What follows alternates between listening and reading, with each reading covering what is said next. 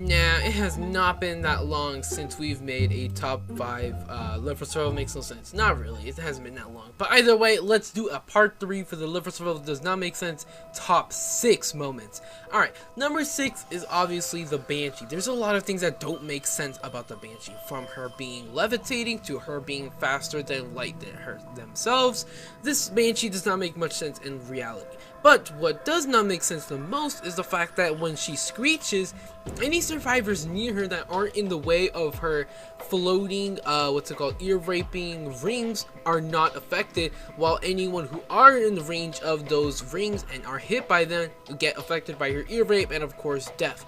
This does not make sense whatsoever. They're literally right next to you, literally a meter or a few feet away, and you're telling me you're not affecting them because of your high-pitched screech, but the ones you're aiming at are? That makes no sense whatsoever. And also the fact that there's floating rings that just automatically like fly out of her face, that does not make sense whatsoever on why she needs rings in order to ear rape survivors when she could just, screech at the top of her lungs all around her and everyone around her will just get ear raped. That does not make sense whatsoever. Number 5 spot is, of course, the Yeti events, but obviously we're going to be doing this really slowly.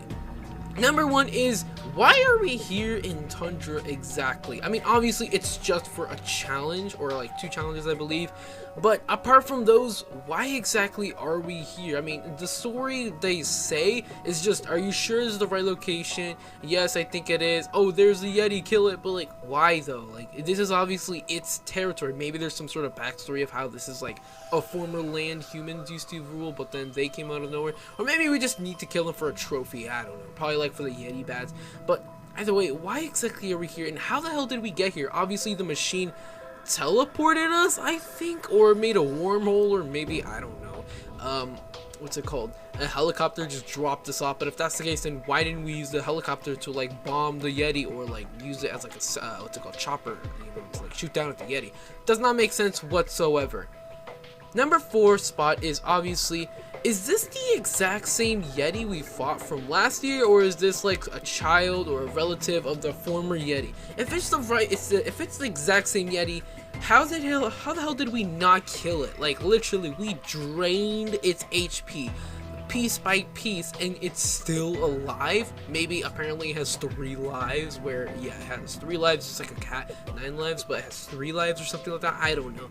Or if it's not the same Yeti, it could be like a child, but I've never seen any other child versions of anything grow up that fast to where it went from being literally a cub to like probably like a monkey size baby, all the way down to an immediate titan. Like, what the hell? If it takes 1 full year for that shit to basically grow up, then we are basically in a world of hell if they find out our existence, and they're gonna cause apocalypse all over the globe, realistically.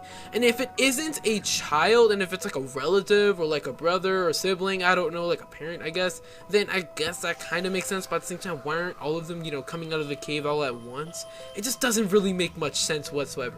At our number 3 spot is, the tank doesn't get weak or anything when he gets shot multiple times, but just receives damage. He also falls into the void when he dies.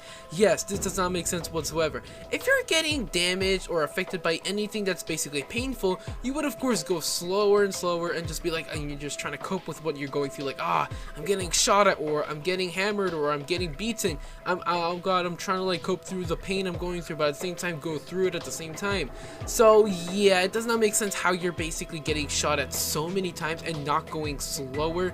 And what's it called, when something's hitting you a lot, you would obviously go slower to cope with the pain. But realistically, how are you not going slower? Literally, I mean, maybe he's just impossible to kill, but if that's the case, then why does he just fall into the void when he dies? Like, why doesn't he just like fall like on the ground, or like have an animation where he like falls on his back and like stares at the sky, or maybe it like falls on his chest or something like that. I don't know. It doesn't really make much sense how he just falls into the void like he's weighing 500,000 pounds. Jesus Christ. Alright, number 2 is, the bloater can drop down from a ridiculously high height and not explode and die.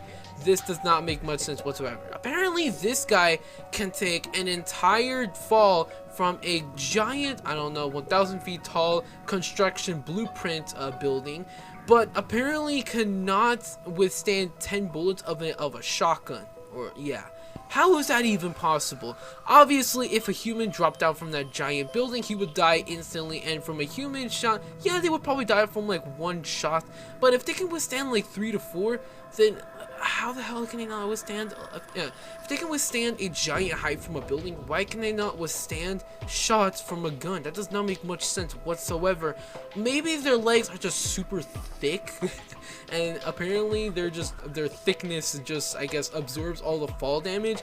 But if that's the case, then why don't they, like, I don't know, go faster, or like use their legs to like block the shots or something? I don't know. Or maybe like climb buildings. It just doesn't make sense whatsoever on how they can fall from a giant height and not receive any damage, but they cannot survive any shots whatsoever. Number 1 is possibly my favorite, is how crawlers one-shot people on rapid infection. This does not make sense whatsoever. How can these little shits, who are basically pathetic in every single mode, just immediately in this one mode just become S tier, like God themselves?